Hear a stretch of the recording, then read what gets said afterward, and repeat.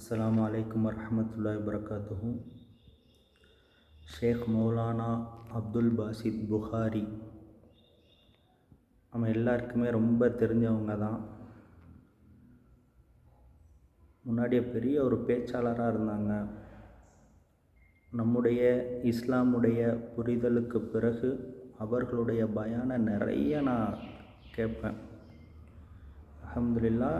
எந்த அளவுக்குன்னு சொன்னால், நைட்டு தூங்க போகிறதுக்கு முன்னாடி கூட அவங்களுடைய பயானை கேட்டுட்டு அவங்க நபி ஸல்லல்லாஹு அலைஹி வஸல்லம் அவர்களுடைய வாழ்க்கை வரலாறை எந்த அளவுக்கு தெளிவாக புரிகிற மாதிரி சொல்லுவாங்க, அதை கேட்டுட்டு நான் தூங்குவேன் முன்னாடி. அதே மாதிரி நிறைய மாணவர்கள், நிறைய காலேஜ் படிக்கிற ஸ்டூடெண்ட்ஸ் எல்லாருமே, பொதுமக்கள்லேருந்து எல்லாருமே அவர்களுடைய பயானை அப்படி விரும்பி கேட்பாங்க. அல்லாஹ்வின் கிருபையால் அவர்களுடைய அந்த பயானை கொண்டு அல்லாஹ் நிறைய பேருடைய உள்ளங்களை மாற்றியிருக்கிறான். அல்லாஹ்வின் கிருபையால் நிறைய பேருடைய உள்ளங்கள் மாறுவதற்கு அவர்களுடைய பயானை அல்லாஹ் காரணமாக்கி வச்சுருக்கான். மிகவும் கண்ணியம் வாய்ந்த ஒரு ஆலிம் அவங்க.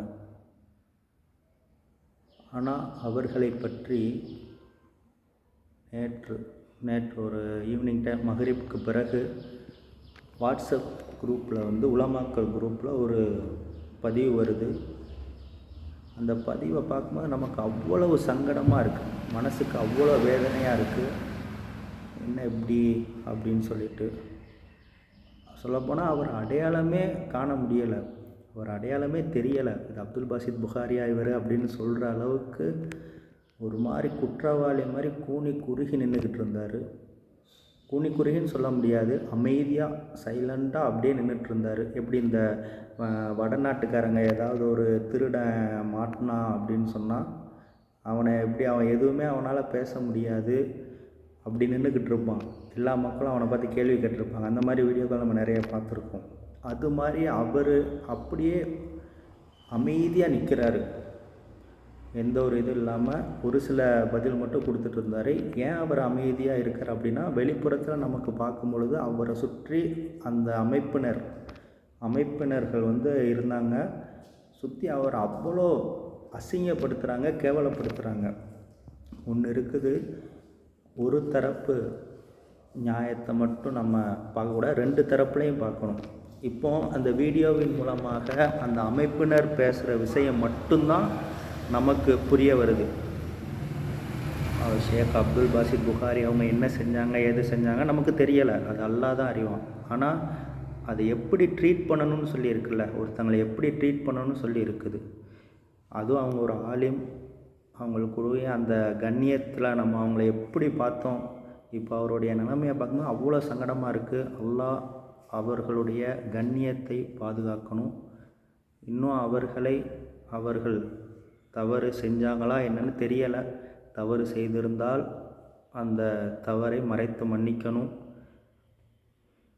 அவரால் யாருக்காவது தவறு இழைக்கப்பட்டிருந்தால் அவங்களுக்கும் சரியான ஒரு நியாயமும் நிவாரணமும் கிடைக்கணும். இஸ்லாமை பொறுத்தவரை எக்காரணத்தை கொண்டும் குற்றம் செய்தவர்கள் தண்டிக்கப்படாமல் இருக்கக்கூடாது. அதே சமயத்தில் அவங்க அல்லாஹ்விடத்தில் தௌபா செஞ்சிட்டாங்க அப்படின்னு சொன்னால் அல்லாஹ் தஆலா அவங்களுடைய குற்றங்களை மன்னிக்கிறான். அல்லாஹ்வே மன்னித்த பிறகு நாம் யார் அவங்களுக்கு தண்டனை கொடுக்கறதுக்கு? அதுதான் ஒரு இது படித்தேன் நான். நீங்கள் யாரை தண்டிக்க நினைக்கிறீர்களோ அவர்களை இறைவன் எளிதில் மன்னித்து விடுவான் என்பதாக. அப்போ ஒரு குற்றம் செஞ்சாரா செய்யலையா அதெல்லாம் தாண்டி இவங்கெல்லாம் அப்படி பேசி அசிங்கப்படுத்துகிறாங்க, கேவலப்படுத்துகிறாங்கல்ல, அதுக்காக நான் சொல்ல வரேன். இப்போ ஒருத்தங்களை எப்படி அணுகணும்னு இருக்குது. ஒருத்தங்க தவறே செஞ்சுருந்தாலும் கூட அவங்கள எப்படி அணுகணும்னு சொல்லியிருக்கு. ஆனால் நேற்றைக்கு அந்த வீடியோ நம்ம பார்க்கும்போது அவங்க அந்த மாதிரி அதை அணுகலை.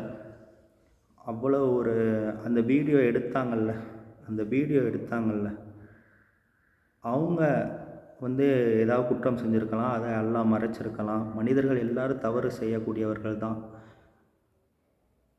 அந்த தவறை எப்படி நம்ம திருத்திக்கிறோம் அப்படின்னு தான் இருக்குது. ஆனால் அங்கே என்ன நடக்கு ஏது நடக்கு அப்படின்னு சொல்லி நமக்கு தெரியலை. அந்த வீடியோ மட்டும் பார்த்ததை வச்சு நான் சொல்கிறேன். ஆனாலும் அப்படி நம்ம எப்படி பார்த்த ஒரு கண்ணியமிக்க ஒரு ஆலிமை இந்த நிலமையில் பார்க்குறதுக்கு ரொம்ப சங்கடமாகவும் மனவேதனையாகவும், அவங்கள அணுகின முறையும் ரொம்ப தப்பாக இருக்குது அப்படின்னு தான் நம்ம சொல்ல வரோம். அல்லாஹ் தஆலா அவங்களுடைய இரு தரப்புக்கும் உண்டான அனைத்து விஷயங்களையும் லேசாக்கி கொடுக்கட்டும். நம்ம அந்த வீடியோக்களெல்லாம் பார்த்த உடனே அப்துல் பாசித் புகாரி தப்பு செஞ்சுருக்காரு, ஏதோ தவறு செஞ்சிட்டாரு போல இருக்குது அப்படின்னு நம்ம நினச்சிட வேண்டாம். இவர் அவுலியாக்களெல்லாம் கிண்டல் பண்ணார், அதனால தான் இவருக்கு இந்த நிலமை அப்படின்னு நினச்சிட வேண்டாம். இவருடைய கொள்கை சரியில்லை, அதனால தான் இவருக்கு இப்படி ஆச்சு அப்படின்னு நினச்சிட வேண்டாம். நாம் நினைக்க வேண்டியது, அவர் ஒரு முஸ்லீம், அவர் ஒரு ஆலிம், அவர் நிறைய தாவா பணி செஞ்சிருக்கிறாரு. அதன் மூலமாக அல்லாஹ் அதை ஒரு காரணமாக வச்சு, அல்லாஹுவின் கிருபையால் அவருடைய பேச்சை காரணமாக வச்சு, அல்லாஹ் அவர்களுடைய பேச்சை காரணமாக வச்சிருக்கிறான் நிறைய பேருடைய உள்ளங்கள் மாறுவதற்கு, தீனின் பக்கமாக வருவதற்கு. அதை மட்டும் நம்ம மனசில் வச்சு ஷேக் அப்துல் பாசித் புகாரி அவர்களுக்காகவும் துவா செய்வோம். அந்த தரப்பினர் அவர்களுக்கு என்ன நியாயம் கிடைக்க வேண்டுமோ அவர்களுடைய மன நிம்மதியான அந்த நியாயமும் அவர்களுக்கு கிடைக்கட்டும்.